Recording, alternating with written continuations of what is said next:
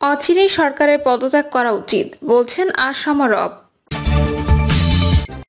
ব্রাহ্মণবাড়িয়া ছাত্রলীগের সঙ্গে শিক্ষার্থীদের সংঘর্ষ, 10 পুলিশ সহ আহত 20। এদিকে বরিশালে পুলিশের সঙ্গে শিক্ষার্থীদের সংঘর্ষ, তাদের লাশ দরকার ছিল, কোটা বিরোধী আন্দোলন নিয়ে মুক্তিযুদ্ধমন্ত্রী। এবং সর্বশেষ জানাবো, আমার বিশ্বাস শিক্ষার্থীরা আদালতে ন্যায় বিচার পাবে বলছেন প্রধানমন্ত্রী। শুনছিলেন সংবাদ শিরোনাম, এবারে বিস্তারিত। অচিরে সরকারের পদত্যাগ করা উচিত বলছেন আসাম রব। মানুষের প্রাণ কেড়ে নেওয়ার পরিকল্পনা থেকে সরে এসে জনরোষ বিবেচনায় নিয়ে অচিরে সরকারের পদত্যাগ করা উচিত বলে মন্তব্য করেছেন জাতীয় সমাজতান্ত্রিক দল জেএসডির সভাপতি আসাম আব্দুর রব। তিনি বলেছেন, সব ক্ষেত্রে বৈষম্যহীন রাষ্ট্র বিনির্মাণে শিক্ষার্থীদের আন্দোলনের যে স্বতঃস্ফূর্ত জাগরণ সৃষ্টি হয়েছে তার পরিপ্রেক্ষিতে অগণিত মানুষের প্রাণ হরণের পরিকল্পনা পদত্যাগ করে জনগণের ক্ষোভ এবং ঘৃণাকে বিবেচনায় নিয়ে অচিরে সরকারের পদত্যাগ করা উচিত। আসাম আব্দুর রব বলেন, ছাত্রলীগ ও পুলিশের যৌথ তাণ্ডবে সন্তানের মর্দেহ রাস্তায় পড়ে থাকবে, মস্তক বিচ্ছিন্ন হবে, দেহ খণ্ড বিখণ্ড হবে এবং রাজপথ রক্তে রঞ্জিত হবে। এজন্য মুক্তিযুদ্ধ সংগঠিত হয়নি। 30 লাখ মানুষ রক্ত দিয়েছে নতুন করে হানাদার বাহিনীর নিষ্ঠুরতা দেখার জন্য নয়। ডাকসুর সাবেক এই ভিপি বলেন, ন্যায়সঙ্গত শান্তিপূর্ণ আন্দোলনকে স্তব্ধ করতে গিয়ে গত দুদিনে বর্বরচিত হামলা ও গুলি চালিয়ে কমপক্ষে 6 জনকে হত্যা সহ শত শত শিক্ষার্থীকে আহত করে সরকার সারা দেশে ত্রাসের রাজত্ব কায়েম করেছে। ভাষা আন্দোলন থেকে শুরু করে 69, 70 এবং 71 সালে শিক্ষার্থীদের বিরোচিত ভূমিকার তীর্থভূমিতে তাদেরই গুলি করে হত্যার মাধ্যমে সরকারের গদি রক্ষার স্বপ্ন অচিরে দুঃস্বপ্নে পরিণত হবে। তিনি আরো বলেন, সরকার জনবিচ্ছিন্ন হয়ে অবৈধ ক্ষমতাকে চিরস্থায়ী করতে দেশকে বিভক্ত করে গৃহযুদ্ধের দিকে ঠেলে দিচ্ছে। ভোট চুরি, লুণ্ঠন এবং ক্ষমতার অপব্যবহারের বিরুদ্ধে যে কোনো আন্দোলন সংগ্রামকে স্তব্ধ করতে গিয়ে সরকারি লাঠিয়াল বাহিনী ব্যবহার করে রাষ্ট্রকে ব্যর্থ রাষ্ট্রের দ্বার প্রান্তে নিয়ে গেছে। সরকারের অন্যায়, অবিচার এবং পাপের পরিমাণ সীমা ছাড়িয়েছে। সরকারের কাছে জনগণ এবং রাষ্ট্র কেউ নিরাপদ নয়। জেএসডি সভাপতি বলেন, ভিন্ন মত ও পথের মানুষদের রাজাকার আখ্যায়িত করে সরকার জন আকাঙ্ক্ষার বিরুদ্ধে অবস্থান নিয়ে 71-এর হানাদারদের অনুসারী হয়ে উঠছে। ছাত্রদের শান্তিপূর্ণ আন্দোলনে পেট্রোল বাহিনীর হামলায় নির্দেশদাতাদের গ্রেপ্তার ও বিচারের আওতায় এনে প্রজাতন্ত্রের কর্তৃত্ব প্রতিষ্ঠা করতে হবে। ব্রাহ্মণবাড়িয়া ছাত্রলীগের সঙ্গে শিক্ষার্থীদের সংঘর্ষ, 10 পুলিশ সহ আহত 20। ব্রাহ্মণবাড়িয়া সরাইলে কোটা সংস্কার আন্দোলনের ছাত্রলীগের সঙ্গে শিক্ষার্থীদের সংঘর্ষে 10 পুলিশ সদস্য সহ অন্তত 20 জন আহত হয়েছেন।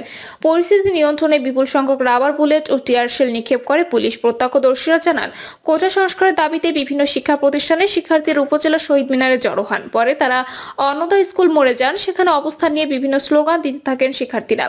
একই সময়ে উচালিয়াপাড়া মোড়ে উপজেলা ছাত্রলীগের সভাপতি শরীফ উদ্দিন ও সাধারণ সম্পাদক ইশতিয়াক আহমেদ বাপির নেতৃত্বে অবস্থান করেন ছাত্রলীগের নেতাকর্মী। এ সময় পুলিশ উভয় পক্ষের মাঝে অবস্থান করছিল। এক পর্যায়ে দুই পক্ষের মধ্যে ধাওয়া পাল্টা ধাওয়া শুরু হয়। দুই পক্ষ লাঠি সোঁটা নিয়ে সংঘর্ষে জড়িয়ে পড়ে এবং ইট পাটকেল নিক্ষেপ করে। ঘণ্টাব্যাপী চলা এই সংঘর্ষে পুলিশ পরিস্থিতি নিয়ন্ত্রণে আনতে টিয়ারশেল ও রাবার বুলেট নিক্ষেপ করে। ঘটনায় সরাইল থানার ভারপ্রাপ্ত কর্মকর্তা ইমরানুল ইসলাম সহ 10 পুলিশ সদস্য আহত হয়েছেন। এছাড়া উভয় পক্ষের অন্তত 10 জন আহত হন। সরাইল থানার ওসি ইমরানুল ইসলাম বলেন, আমি সহ পুলিশের 10 সদস্য আহত হয়েছেন। বর্তমান পরিস্থিতি নিয়ন্ত্রণে রয়েছে। আহতদের চিকিৎসা দেওয়া হচ্ছে। বরিশালে পুলিশের সঙ্গে শিক্ষার্থীদের সংঘর্ষ।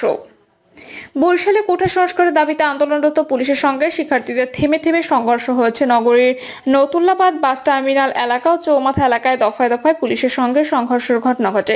শিক্ষার্থীরা বিভিন্ন গলিতে অবস্থান নিয়ে পুলিশকে লক্ষ্য করে ইটপাটকেল নিক্ষেপ করেন। বিপরীতে পুলিশ কয়েক দফা টিয়ার শেল, সাউন্ড গ্রেনেড ও রাবার বুলেট ছোড়ে। এয়ারপোর্ট থানার পরিদর্শক লোকমান হোসেন জানান, শিক্ষার্থীদের ছত্রভঙ্গ করে দিয়ে টিয়ার গ্যাস ব্যবহার করা হচ্ছে। তাদের লাশ দরকার ছিল, কোটা বিরোধী আন্দোলন নিয়ে মুক্তিযুদ্ধমন্ত্রী। ছাত্রদল, ছাত্র শিবিরের নেতাকর্মী ও বহিরাগতরা ঢাকা বিশ্ববিদ্যালয়ের বিভিন্ন হলে ঢুকে তাণ্ডব চালিয়েছে, এমন মন্তব্য করেছেন মুক্তিযুদ্ধ বিষয়ক মন্ত্রী আ ক ম মোজাম্মেল হক। তিনি বলেন তাদের লাশ দরকার ছিল, সেই লাশ পাওয়ার জন্যই কালকের এই অবস্থা। তারা অস্ত্র নিয়ে মিছিলে আক্রমণ করেছে। কোটা বিরোধী আন্দোলনের আড়ালে মুক্তিযুদ্ধের চেতনার মূলে আঘাত প্রতিহত করার লক্ষ্যে এবং মুক্তিযুদ্ধ ও বীর মুক্তিযোদ্ধাদের নিয়ে অবমাননাকর বক্তব্যের প্রতিবাদে ঢাকায় সমাবেশের ডাক দেওয়া হয় এই সংবাদ সম্মেলন থেকে। আগামীকাল বিকেল 3টায় জাতীয় মসজিদ বায়তুল মোকাররম দক্ষিণ গেটে সমাবেশ পরবর্তী কর্মসূচি ঘোষণা করা হবে। সংবাদ সম্মেলনে আকামা মোজাম্মেল হক বলেন, যেদিন ফখরুল সাহেব বললেন আমরা যা করতে পারিনি ছাত্ররা তা করে দেখাচ্ছে, অর্থাৎ ওনারা আন্দোলন করে সফল হননি, তারা ইন্ধন দিলেন, আরো অনেক উস্কানিমূলক কথা বললেন। তারপর কালকের চিত্র দেখেন কি অবস্থা। তারা চেয়েছিল লাশ। 3 দিন আগে আমেরিকার সেই প্রতিনিধি যিনি ব্রিফ করেন তিনি বলেছেন 2 জন ছাত্র মারা গেছেন, যখন কোন আহত হয়নি তখন তিনি বলেছেন হত্যা মৃত্যু হয়ে গেছে, অর্থাৎ তাদের এই লাশ দরকার ছিল। সেই লাশ পাওয়ার জন্যই কালকের এই অবস্থা। তারা যেভাবে অস্ত্র নিয়ে, আপনারা লক্ষ্য করেছেন অস্ত্র নিয়ে তারা কিভাবে আক্রমণ করছে মিছিলে। তিনি বলেন আওয়ামী লীগ কি কোথাও কোনো প্রোগ্রাম করেছে? আজ শাপলা চত্বর ছাত্র শিবির এবং জামাত রাস্তায় নেমেছে, বিএনপি রাস্তায় নেমেছে, মফস্বল এলাকায় সর্বত্র ওদেরকে রাস্তায় নামানো হয়েছে। ওরা রাজনৈতিকভাবে আন্দোলনটাকে নিয়েছে। আমরা কিন্তু কখনোই রাজনৈতিকভাবে নেইনি। এটা ছাত্রদের দাবি, তারা করতেই পারে, কিন্তু এখন আর ওই সুতা নাটাই কোটা বিরোধী বা সংস্কার আন্দোলন যারা করেন তাদের হাতে নেই। তাদের হাতে চলে গেছে যারা স্বাধীনতা বিরোধী, 1971 সালে যারা প্রত্যক্ষভাবে স্বাধীনতার বিরোধিতা করেছে তাদের হাতে গিয়েছে। কাজেই আর বসে থাকার সময় নেই। আমরা যারা বঙ্গবন্ধু নেতৃত্বে তার নির্দেশে জীবন বাজি রেখে এই দেশকে স্বাধীন করে দিয়েছি, আমাদের জীবদ্দশায় এত বড় ধৃষ্টতাপূর্ণ কথা বলবে এই দেশ নাকি রাজাকারদের, সেটা মেনে নেওয়া যায় না। এ সময় আকামা মোজাম্মেল হক বলেন আগামীকাল বায়তুল মোকাররমে দক্ষিণ গেটে সমাবেশ করে আমরা বিস্তারিত কর্মসূচি ঘোষণা করব। মুক্তিযুদ্ধ বিষয়ক মন্ত্রী আরো বলেন, সাংবাদিকদের সম্মেলনে এক সাংবাদিক প্রশ্ন করেছিলেন প্রধানমন্ত্রী চীন সফরের পরে তিনি যে সাংবাদিক সম্মেলন করেছিলেন, সাংবাদিক জিজ্ঞাসা করেছেন একজন মুক্তিযোদ্ধার সন্তান আর একজন রাজাকার সন্তান দুইজনই যদি পরীক্ষায় উত্তীর্ণ হয় আপনি কাকে চাকরি দেবেন? তার উত্তরে বলেছেন যে বীর মুক্তিযোদ্ধা বঙ্গবন্ধু নির্দেশে জীবন বাজি রেখে এই দেশ স্বাধীন করেছে, সেই মুক্তিযোদ্ধাকে আমি চাকরি না দিয়ে কি আমি রাজাকারের বাচ্চাকে দেব? এর চেয়ে সত্য কথা আর কি? এই সত্য কথা তিনি বলেছেন। তিনি বলেন সেটাকে ভুল ব্যাখ্যা দিয়ে পত্রপত্রিকার মাধ্যমে ওনারা বলেছেন যে উনি সবাইকে রাজাকারের বাচ্চা বলেছেন এবং মুক্তিযুদ্ধ বিরোধী বলেছেন। একথা প্রধানমন্ত্রী বলেনি। বলেছেন ওই দুজনের মধ্যে রাজাকার এবং মুক্তিযোদ্ধাদের সন্তানদের মধ্যে কাকে বেছে নেবেন, সেক্ষেত্রে এই কথা বলেছেন। মন্ত্রী আরো বলেন এই মিথ্যাচার করে তারা বলেছে আমি রাজাকার। তুমি কে? আমি কে? রাজাকার রাজাকার। আমরা বলতাম তুমি কে? আমি কে? বাঙালি বাঙালি। তোমার আমার ঠিকানা পদ্মা মেঘনা যমুনা।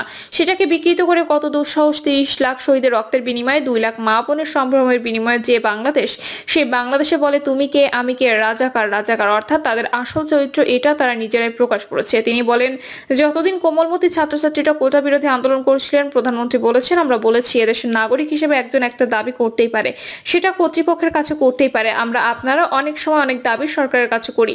দাবি করা তো অন্যায় না, করতেই পারে এবং তারা নিয়মতান্ত্রিক ভাবে আন্দোলন করতে পারে, সেই বাধা দেয়নি। কোটা বিরোধী ছাত্ররা আমাদের সন্তানরাই আন্দোলন করেছে, আমরা কেউ কোনো বাধা দেয়নি। মুক্তিযুদ্ধ বিষয়ক মন্ত্রী বলেন এরপরে তুমি কে আমি কে রাজাকার বলে হল তছনছ করলো, সবকিছু ভাঙচুর করলো, হলের গেট ভেঙে দিল।